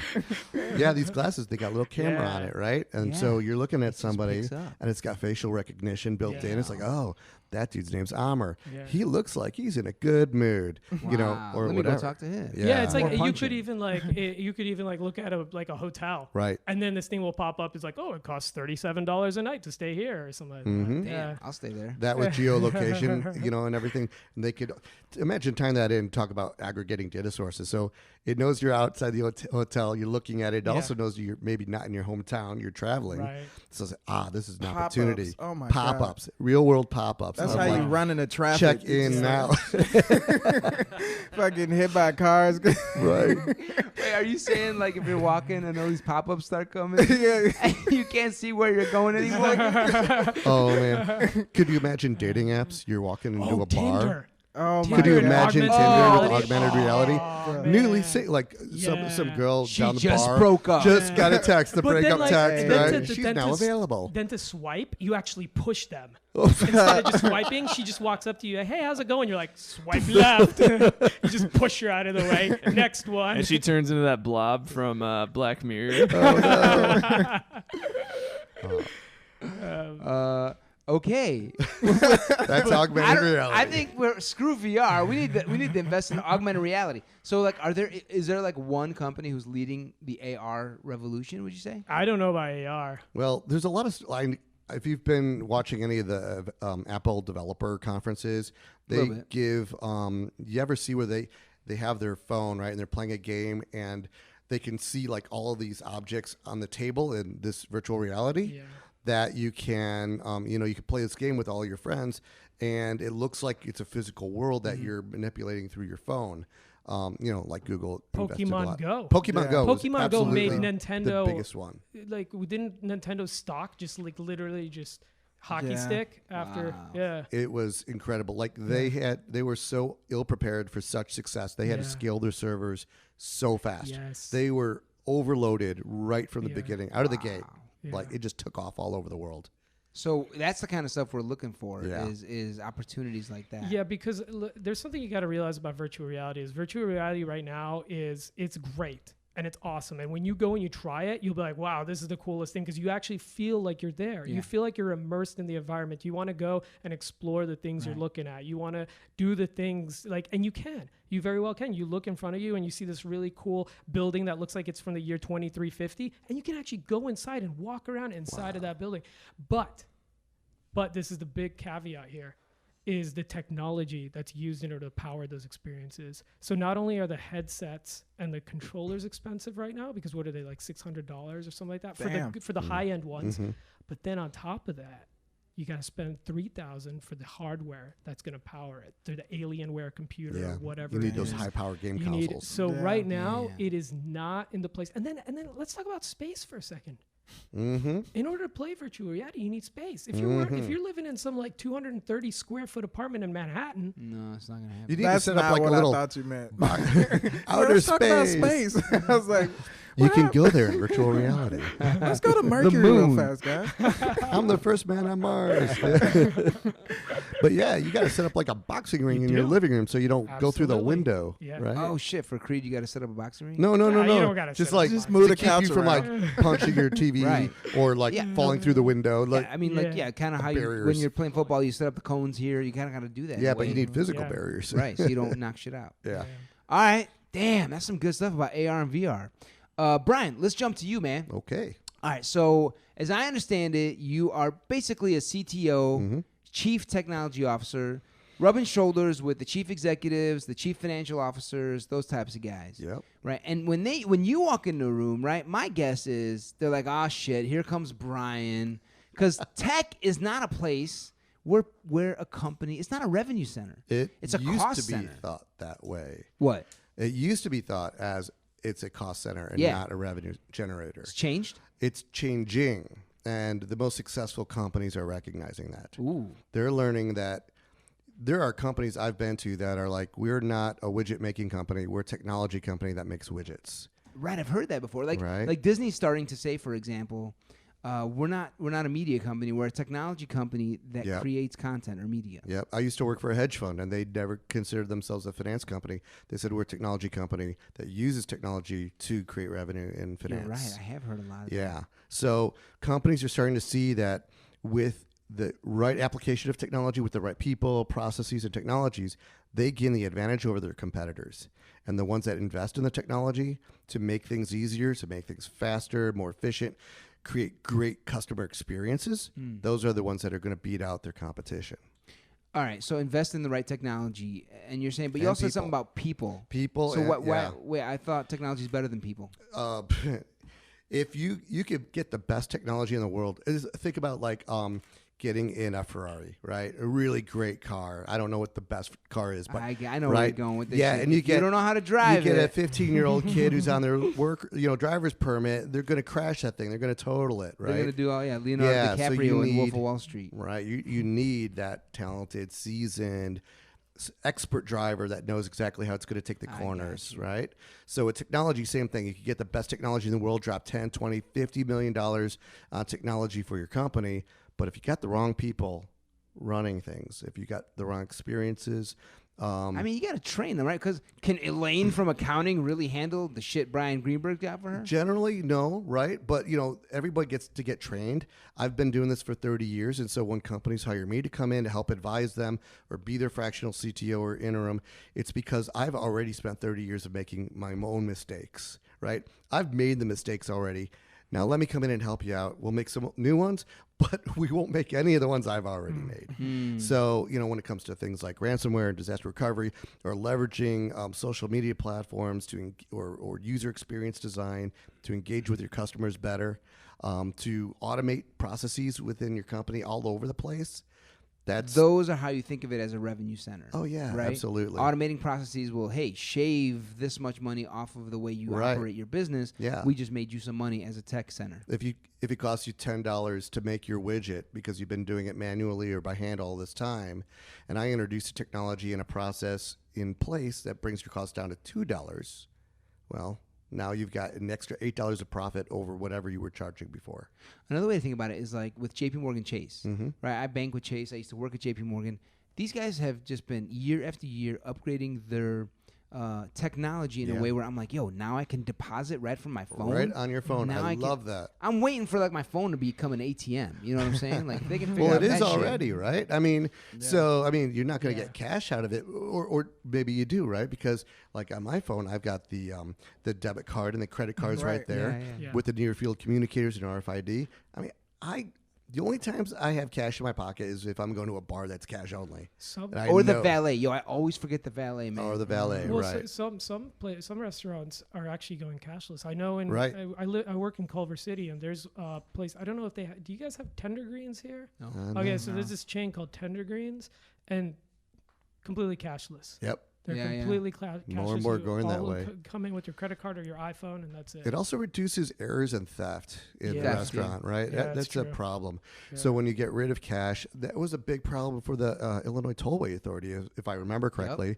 They started moving to those little readers in the car. So it's- iPass, yeah. Yep, iPass. Because I don't know any of the stories. I just anecdotally hear these stories about like how certain employees, like every now and then, would be found with like 10,000 pounds worth of quarters in the trunk of their car or something from when emptying it. I don't know how much of that's true, but you know, when you go cashless, you don't have that kind of problem and you don't have that kind of loss. Right. It's a big number.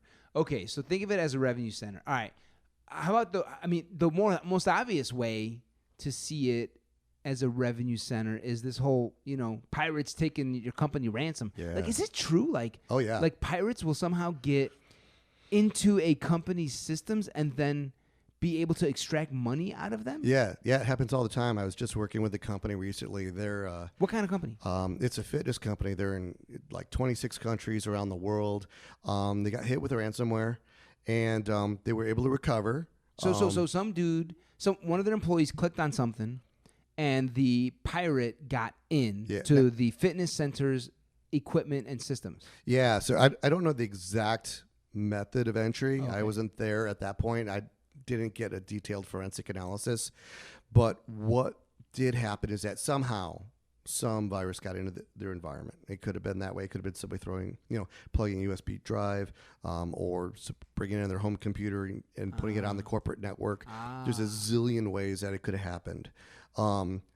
Somehow it happened. They didn't have like all of the protocols in place for security and firewalls and endpoint protection and really good backup. They had enough to just be able to recover from it, but they had to pay a ransom. Are these numbers often big? Oh, they can be, yeah. I mean, think about the city of Baltimore, right? They've been down for like 2 months. What does that mean, down? Like no city services. People can't pay their water bill. People can't pay their parking What? tickets. Oh, like the website's down and the a whole lot more than the website. their whole internal system. All their internal systems because are of down some ransomware? because of ransomware. Yeah. Did Baltimore pay? Last I read, no. They were discouraged by the FBI, as I understand it. Now, this is all, I don't have enough This of is that real shit. information. Yeah, It's real it's- stuff. So I work with some private. It's kind of cool. I know. don't I can know. see you doing this kind of shit. Yeah. Yeah, it's Nashad. kind of cool. I'm thinking about like Batman and I don't know. His first thing was Give Batman. me $1 million. $1 million in Bitcoin. Yeah, Bitcoin, bitches. and then Batman has to come and figure out technology-wise who's doing this. Right. I That's gotta go dope. to Cincinnati. Yeah, Yeah. fire. But so, I work with a bunch of private equity Well, hold on. companies. Wait, before you and- get to private equity. Yeah. So are these numbers sometimes like Millions. Baltimore or someone will pay they'll pay $1 million? Yeah, I mean, it could be. They're not just going to ask like for $2 million from a mom and pop sandwich shop. No, because they're that doesn't going make to sense. do Right. the research and find out what's the threshold that is cheap enough for them to pay Right. and big enough for Yeah. it to be worth it. And there are ransomware negotiators that will help you through that process. Holy shit. They understand the different altcoins. Well, This is a how TV show, guys. Yes, This for is real. real This is like stuff. Law and Order Right. pirate internet. Yeah. So, I mean, Wow. what I was saying is that this private equity company, You a guys bunch can of save their companies a lot of money if you prevent this shit. Yeah, and it's not just in paying the ransom, but all of the lost downtime. Like you have to Right. shut your doors. Right.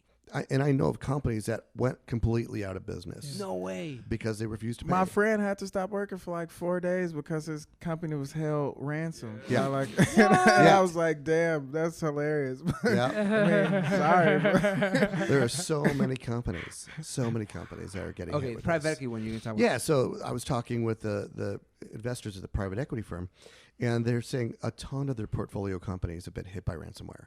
Okay. And Private equity companies will own a bunch of individual companies. That's right. Yeah. And so they brought me into a couple of their companies to take a look at things and make sure everything is running well. They're doing best practices. If there's opportunities for improvement, to highlight those, like with good backup and good security and things like that, good operational management and governance, so people aren't going out with their credit card and buying their own little Dropbox account, because that can cause a huge risk to your company. It's shadow IT, right? Shadow IT. IT. Shadow IT is IT that happens at a company that didn't go through the IT department. Somebody went out on the web and This is purchased like these services. Hillary Clinton's emails. She's using emails in a different server.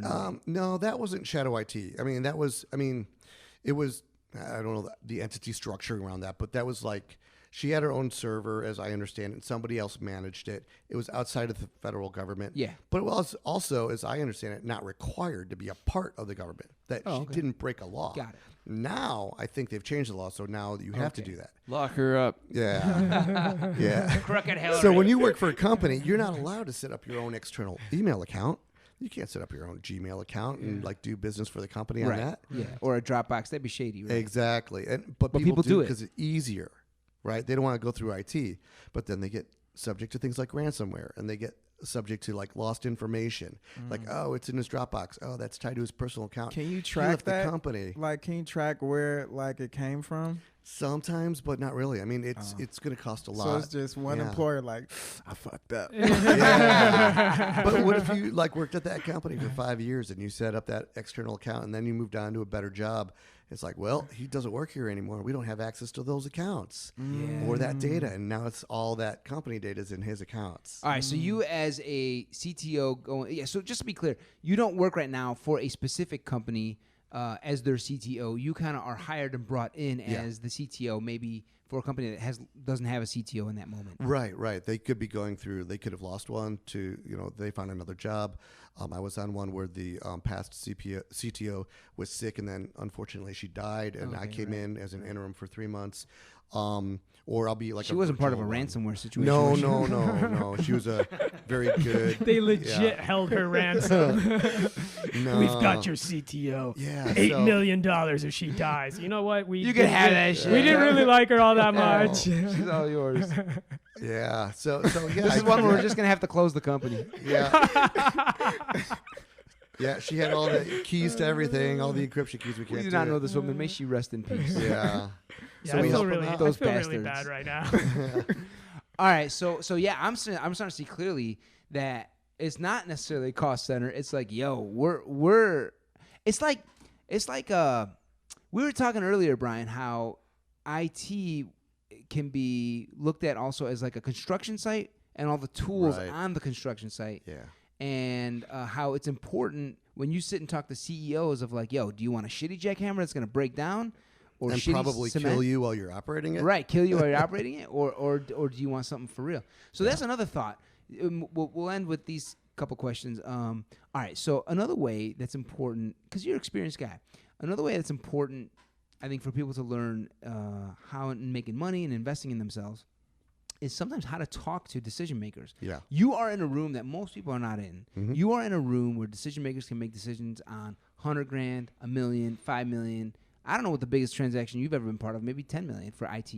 But like, what are some of the things you've learned over time to help massage the person and get them to a place where they can sign on a check for $10 million or $5 million? Yeah. Well, it really depends on context, right? And the organization that you're in. Like I got my career started. I was working at IBM and Motorola for years and years, and I learned a ton being in those spaces, but I was really a technical person, right? In those spaces. Yeah. And I was very technical. And when I talked to the You executives... were the nerds doing the VR boxing Creed, coming out sweaty. I was the dude in the basement that nobody wanted to talk to because I was the really nerdy guy who really didn't know how to talk to people, right? I got along better with computers and that sort of thing. You were like Zuckerberg. Maybe far less money, but yeah. So I was doing some really great stuff and moving Sounds ahead like and it, yeah. getting Basements and being friends with promoted. computers. Yeah, exactly. and as I was getting like promoted in higher level management positions and things like that, I was still having some difficulties.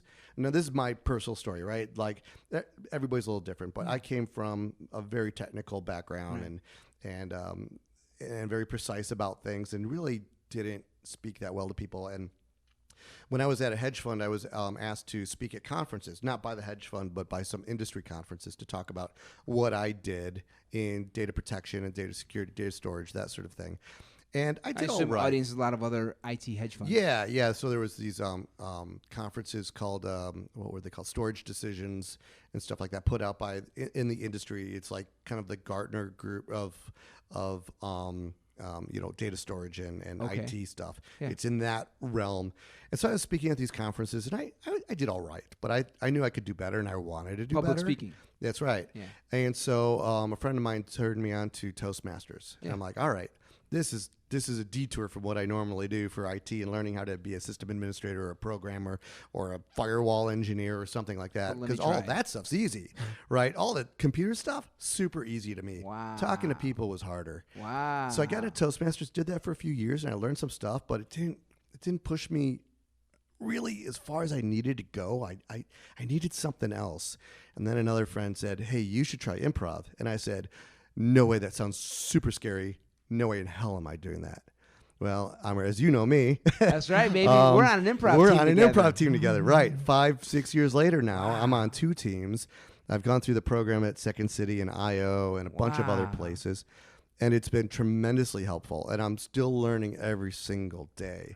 But, going back to some of that stuff, not only did I learn a lot from there, but a lot of it was just learning how to listen. Get all my preconceived notions out of my head. Like, no, that's not how a firewall works. No, port 22 needs to be shut down. No CEO needs to know anything about that. Right. They don't want to know anything about that. Right. They just need to know, am I safe? Am I secure? Am I going to be able to make money? Speak their language. Yeah, You got to exactly. get out of your own head Yeah. and Yeah. go into their shoes Mhm. and start thinking like, what's this CEO thinking right now? What's he care about? Exactly. He cares about his bottom line, his profits. He That's cares right. about his big picture problems, Mhm. and he cares about his mistress. And they and they need somebody to help translate the value of what's important. And so now people like me are starting to get invited onto boards of directors, right? Oh, really? They want, because like we said, they're becoming tech companies that make Right. media. Like Disney said that. I'm like, oh my God, Netflix has changed Yeah. the game. That's right. And now you got people like me sitting on boards because we understand the advantages of technology, how to protect against ransomware, Right. the liability to the company, the fact that, if you get hit with ransomware, you could get shut down tomorrow and never reopen, ever. Wow. If you don't do it right. Oh my God. Gotta scare him a little bit. I try not to. That was my approach, and I used to just scare the pants off of people. I mean, all the time, and I'm trying to be a little bit. I could see you coming out of the basement, sweat coming down your forehead, looking at a CEO being like, you gotta fucking do this. And the CEO's just shitting his pants like, You saw what happened to that old lady? You want to be like her? That's right. It'd be a shame if you fell down the stairs. it'd be a shame if someone ransomed you for $1 million and broke into all your IT, which, by the way, I know how to do. Right, exactly. Just so I got happens. you. So yeah, you became very. I hate to say it, but you became a smooth IT talker. Is what you became smooth. A little bit. I learned how to talk to other humans. Like Right. it's a big deal, it was dude. Weird. It's a big yeah, deal. I I went always through a thought. similar journey, man. Yeah. Well, your background in finance. I mean, I Yeah. just knew a lot of people also in finance that were. I remember I had similar. 6 screens in front of me, and Yeah. I was constantly focused on pricing models Yep. and how is the client thinking about this trade or that trade. Yep. And it took me a few years to realize, man, a lot of these customers don't give a shit sometimes about whether I have the best investment or the best answer for some of the questions. Right. They want someone they can talk to. Yep. That's their friend more Talk than to. anything Have you else. ever Feel had a good, hard time trust. talking to somebody, just talking in general? No. Oh, I've been pretty much all right. What about you? Not once in my entire life times infinity. What about you? As a designer, as a user experience designer, I do. You guys can't hear Monica. She's saying, as a user experience designer, she does have trouble sometimes talking to people. Why are you Wow. asking, Nashad? Because I've never had trouble talking to anybody. Oh, before. really? No, I always grew up just being A smooth talker. yeah, because of my dad. Because my dad, I never me and my dad didn't talk much. So when I got away from him, I'd just talk all the time. Make it up for lost time. Right. So ever since then, I just talk. Sometimes I don't even care what I say. It's just, Yeah. as long as words come You out. know, I heard. Yeah, we've something- noticed, Nashad. I heard something. I'm sure you guys have heard this before. Isn't it true that people would prefer to die than publicly speak. Yeah. It's like their biggest fear. It's is their biggest to, fear is to go public up in speaking. front of a bunch of people and just talk to them. Yeah. That's amazing. Yeah. I mean, your Yeah. story is awesome, Brian, and I love that we got into how tech is not necessarily a profit center, but it is a way to make profit indirectly by protecting the company and giving it some badass tools. Yeah. Yeah. And then how you had to learn over time. I mean, how long you been in this business? In IT? Yeah. I mean, I've been doing it for about 30 years. 30 years. Yeah. So over that time, right, man, this dude has learned how I to talk started the talk. in college, right before college, doing it. Beautiful. Yeah. Beautiful. Let's pitch our next show before we close out. Our next show is tonight. So we're not gonna. Yeah, you guys can't come to that one. But in 2 weeks, Friday, June 28th. Sounds good. Yeah, It's that's every it. other Friday at the Comedy Clubhouse. Today's June 14th, so 2 weeks. That's a good Yeah. spot too. So I like that Comedy Clubhouse. Yeah. Good spot. Yeah, so come out to the Comedy Clubhouse, 8 p.m. Friday, June 28th. Nashad, do you have anything you want to pitch? Come see Clark Snarks. Clark Snarks, baby. We're I'll the first be one up. in Cleveland. What's Back. with you in Ohio? I don't know, bro. I really don't know. I'll be back in Cleveland and I'll be in Cincinnati. Me and Luis Arvalo will be doing the One of Us Has to Be Likeable tour. One of us has to be likable. I Yeah. like that. All right, so to all our Ohio 26th listeners, to the 29th. June. Yes. All right, to all our Ohio listeners, which there's all of one, I think. Yeah. Cleveland or Cincinnati. By the way, I don't know if we even have one. Cleveland or We Cincinnati. Look up Nashad. Yeah, I'll be there. We're giving away shirts. It'll be fun. Yeah. That's a wrap, y'all. Thanks for listening. Robert, thanks for coming in from L.A. Thank you. Nashad, Brian, you the men. Thank you. Chris Broadhead.